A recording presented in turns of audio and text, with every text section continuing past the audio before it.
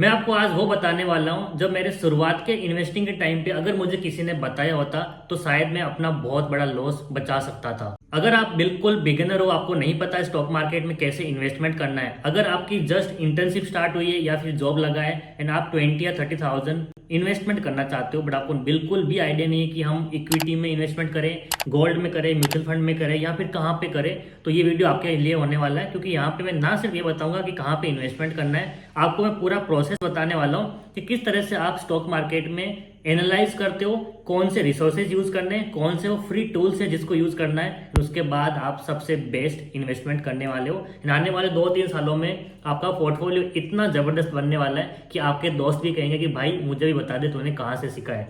तो चलो वीडियो को स्टार्ट करते हैं। नंबर 1 टूल जो कि बिल्कुल फ्री है, मैं पर्सनली यूज करता हूँ, इसका नाम है टिकर टेप। ठीक है, पहले आपको मैं प्रोसेस बताता हूँ कि आपको कैसे इन्वेस्टमेंट करना होता है एंड इसके बाद मैं आपको बताऊंगा कि कौन कौन से ऑप्शन है एज ए बिगनर जिसको आपको देखना चाहिए एंड वहां पे आप इन्वेस्टमेंट कर सकते हो। जैसे कि देखो, नंबर 1 यहाँ पे वेबसाइट आ रही है टिकर टेप। इसको खोलने के बाद देखो आपको बहुत सारे ऑप्शन आ रहे हैं। यहाँ पे मैं सिंपली सर्च करता हूँ रिलायंस। ठीक है, यहाँ पे मैं क्या कर रहा हूँ, अभी आपको मैं एक्सप्लेन कर रहा हूँ कि किस तरह से हम एनालाइज करते हैं स्टॉक मार्केट के अंदर। उसके बाद मैं आपको इक्विटी के बारे में, म्यूचुअल फंड के बारे में एंड बॉन्ड्स के बारे में एक्सप्लेन करने वाला हूँ। तो यहाँ पे देखो, जैसे आपने वेबसाइट को खोला, आपको थोड़ा बहुत नीचे आना है एंड आपको यहाँ पे सब कुछ डेटा मिलने वाला है। बट अब देखो, अगर आपको इन्वेस्टमेंट कर रहे हो तो आपके पास क्या होता है कि कोई कंपनी है वो अच्छी होनी चाहिए, वो हमेशा ग्रो करनी चाहिए, ना सिर्फ पहले पास्ट में ग्रो किया बल्कि फ्यूचर में ग्रो करना चाहिए ताकि आपके पैसे बढ़े एंड आपने जो इन्वेस्टमेंट किया उसके ऊपर आपको प्रॉफिट मिले। बट इसके लिए आपको ध्यान रखना है कि हर एक कंपनी इंडिया के अंदर जो टॉप 50 में आती है वो सारी कंपनियां अच्छी है, बट वहां पे एक चीज मैटर करती है कि वो कंपनी आप इन्वेस्टमेंट करने के बाद आपको प्रॉफिट देगी या फिर नहीं।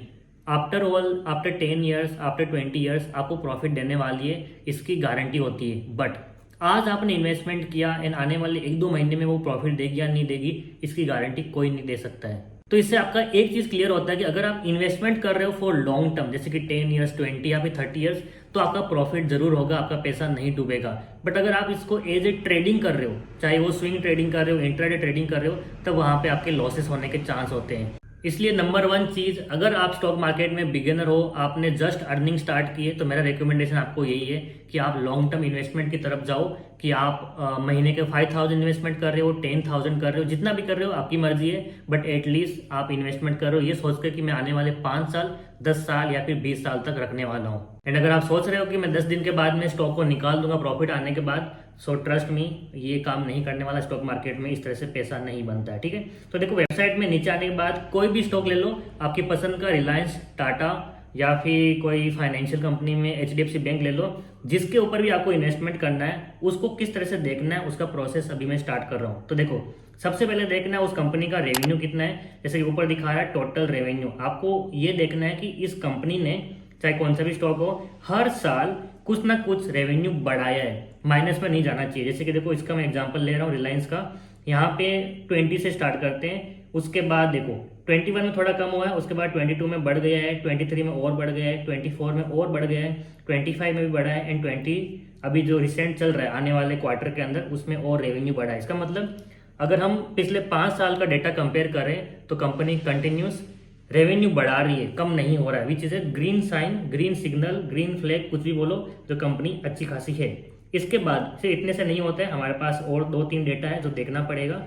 उसके लिए आपको यहाँ पे थोड़ा ऊपर आना है, बैलेंस शीट पे क्लिक कर देना है एंड यहाँ पे बैलेंस शीट पे क्लिक करने के बाद फिर आपको देखो यहाँ पे नीचे कुछ डेटा दिखाई दे रहा है। जैसे कि कंपनी के पास करंट असेट्स कितने। अब देखो, आपको शायद ये डिफिकल्टी हो रही समझने में कि असेट्स क्या होते हैं। यहाँ पे मैं अभी लाइबिलिटीज के बारे में बात करने वाला हूँ एंड टोटल इक्विटी, बहुत सारे यहाँ पे टर्म्स आने वाले हैं। So let me clear it for you. Assets का मतलब होता है कोई ऐसी चीजें कंपनी के पास जिसका वैल्यू हर बार बढ़ रहा है, प्लस हर महीने या फिर हर क्वार्टर में कंपनी के लिए वैल्यू एडिशन कर रहे हैं। जैसे कि अगर आपको मैं रियल लाइफ एग्जांपल दूं तो रियल स्टेट जो होता है वो हमेशा सभी के लिए अच्छा होता है, सबके लिए वैल्यू बढ़ा के देता है हर एक टाइम पे। बट अगर आप एक कार ले रहे हो जिसका टाइम कम होता है, जिसका पैसा कम होता है विद टाइम, तो इसको हम बोलते हैं लाइबिलिटीज। यानी कि आप जो कार खरीद रहे हो वो आपके लिए लाइबिलिटीज हो गई एंड अगर आपने रियल स्टेट खरीदा है, जैसे कि आपने घर खरीदा है या फिर कहीं पे जमीन खरीदी है, वो आपके लिए असेट्स हो गया है। इसी तरह से कंपनी के जितने भी रियल एस्टेट के अकॉर्डिंग और भी सारी चीज़ें होती है जो उनके लिए पैसा बना के देती है, वो सारे असेट्स यहाँ पे होते हैं। एंड हर साल का आपको यहाँ पे कंपेयर करना है कि कम हो रहा है बढ़ रहा है। तो आपको पता है असेट्स हमेशा कंपनी के लिए बढ़ना चाहिए एंड लाइबिलिटीज हर बार कम होना चाहिए। जैसे कि यहाँ पे देखो करंट असेट्स जो है वो 127 से 146 एंड 183 यानी कि हर एक साल में बढ़ा है, which is a green signal. अब यहाँ पे अगर हम टोटल लाइबिलिटीज देखें तो देखो 3.64 एंड 440 एंड 514 जो कि लाइबिलिटीज भी बढ़ी है, तो ये कंपनी के लिए नेगेटिव साइन है। बट आपको यहाँ पे फिर ये देखना पड़ेगा कि रिलेटिवली कौन ज़्यादा बढ़ रहा है। तो यहाँ पे अगर मैं देखूँ तो असेट्स इतना तेजी से नहीं बढ़ रहे हैं जितना तेजी से अब यहाँ पे लाइबिलिटीज बढ़ रही है, which is a negative sign. तो यहाँ पे इसको हम यहाँ पे अभी हमारा 50-50 हुआ कि कंपनी अच्छी भी है या फिर नहीं है। अब देखो जैसे कि मैंने ऑलरेडी आपको पहले बताया है, रिलायंस जैसी कंपनी इंडियन इकोनॉमी को ऊपर लेके जाती है। Over the time 5 years 10 year 20 year ऊपर जाने वाली है, आपका इन्वेस्टमेंट सेफ है। बट ये जो चीज़ें आपको दिखा रही है यहाँ पे असेट्स एंड लाइबिलिटीज, ये इंडिकेट करती है कि जो रिसेंट टाइम आने वाला है, शायद 6 महीना 1 साल नेक्स्ट 2 क्वार्टर, उस टाइम पे कंपनी कैसे परफॉर्म करेगी उसको दिखाती है। ठीक है, तो आपको दोनों मालूम पड़ रहा है कि कंपनी किस टाइम पे कैसे परफॉर्म कर सकती है, ये आपको डेटा यहाँ पे दिखा देता है। नेक्स्ट हम यहाँ पे देखने वाले कैश फ्लो। ठीक है, यहाँ पे इसका मतलब क्या होता है, कंपनी के पास अगर अभी किसी चीज को बाय करना है या फिर कंपनी को अभी अर्जेंटली कुछ पैसे की जरूरत पड़ रही है या फिर रिसोर्सेज की जरूरत पड़े, तो क्या एक डेट मूवमेंट कंपनी कर सकती है, that is called cash flow. तो यहाँ पे देखो नेट चेंज इन कैश वगैरह आपको दिखा रहा है, इतना नहीं देखना आपको, बस लास्ट वाला ऑप्शन देखना है, फ्री कैश फ्लो कितना है कंपनी के पास। 2016 के अंदर -8,000 था, देखो सारे वैल्यूज हैं करोड़ के अंदर है। एंड 17 के अंदर -28 एंड 18 के अंदर -2,000। तो यहाँ पे आप एक चीज नोटिस करो, 2017 से लेके 2018 के अंदर जो फ्री कैश फ्लो है वो पॉजिटिव साइन दिखा रहा है। इसका मतलब 2017 के अंदर -28,000 करोड़ रुपीस का कैश फ्लो था, यानी कि माइनस में, वो नेगेटिव साइन है, कंपनी के पास था नहीं। बट 2018 के अंदर -2,000 पे आ गया, जो कि एक है अभी भी नेगेटिव बट बहुत सारा ड्रास्टिक चेंज हुआ पॉजिटिव साइड में, जो कि एक ग्रीन फ्लैग है। एंड इसके बाद आपको करंट डेटा भी यहाँ पे देखना है कि अभी रिसेंटली क्या हुआ है। जैसे कि हम 25 को देखेंगे, 24 से 25, तो यहाँ पे देखो 5,905 करोड़ रुपीज कैश फ्लो था पिछले साल। इस साल कितना हुआ है, 38,736 करोड़ रुपीज। ये बहुत बड़ा चेंज है, बहुत बड़ा ग्रीन फ्लैग है रिलायंस के लिए, जो कि एक दिखाता है कि इन्वेस्टमेंट सबसे बेस्ट हो सकता है एट दिस मोमेंट। यानी कि अगर कुछ गलत भी होता है कंपनी के साथ, कुछ नेगेटिव न्यूज़ भी आती है, तो company has the power to neutralize it.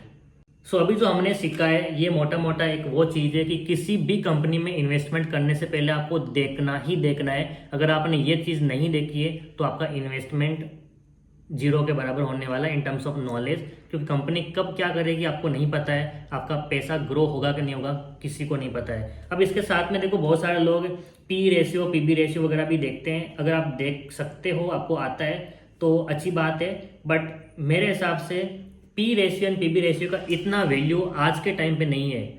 आज से 10 साल 20 साल पहले शायद एक अच्छा इंडिकेटर था कि पी रेशियो पीबी रेशियो को देख के हम इन्वेस्टमेंट कर सकते थे, बट आज के टाइम में इन चीज़ों से ज़्यादा इंपॉर्टेंट है कि कंपनी के पास कितना पावर है अपने आप को होल्ड करने के लिए जब भी उसका बुरा टाइम आता है। तो उसके लिए मैंने आपको दिखा दिया किस तरह से आपको असेट्स देखने हैं, लाइबिलिटीज देखनी है, फ्री कैश फ्लो देखना है। These 3 are most important. सिर्फ यही नहीं देखना है बल्कि ये तो देखना जरूरी है। इसके अलावा और बहुत सारी चीज़ें हैं जिसको आप देख सकते हो इफ़ यू कैन, अगर आपको आता है तो, बट उतनी सारी चीज़ जानना जरूरी नहीं है। क्योंकि मैंने आपको एक चीज़ मैं आपको और बता देता हूँ, कभी भी इन्वेस्टमेंट कर रहे हो तो सिर्फ उन्हीं कंपनी को चूज करो जो निफ्टी 50 के अंदर आती है, यानी कि इंडिया की टॉप 50 कंपनियां।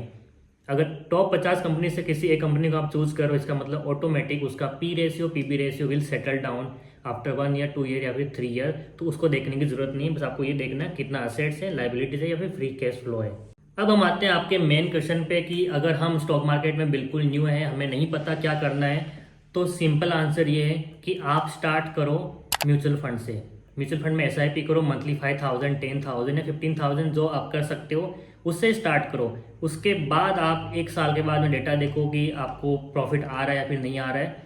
अगर वहां पे आपको प्रॉफिट आना स्टार्ट हुआ है तब जाके इक्विटी के अंदर शिफ्ट करो। अब देखो होने वाला क्या है, आपको मैं एक्सप्लेन कर देता हूँ। अगर आप बिल्कुल बिगिनर हो तो जो म्यूचुअल फंड में आप पैसा डाल रहे, एग्जाम्पल ये म्यूचुअल फंड है, इसमें आप पैसा डाल रहे हो, तो जो पैसा है ना वो यहाँ से सिर्फ एक म्यूचुअल फंड के अंदर नहीं जा रहा है, बल्कि mutual fund is a group of companies. यहाँ पे शायद 5 कंपनियां हैं, शायद 10 कंपनियां या फिर 20 कंपनीज है। अगर आपने 100 रुपया इन्वेस्टमेंट किया किसी पर्टिकुलर म्यूचुअल फंड के अंदर, तो वो 100 रुपया इन सारी कंपनियों के अंदर डिवाइड होता है, which can include Reliance, Tata, HDFC bank and बहुत सारी कंपनियों का ग्रुप जो होता है, वो कुछ भी हो सकता है म्यूचुअल फंड के अंदर।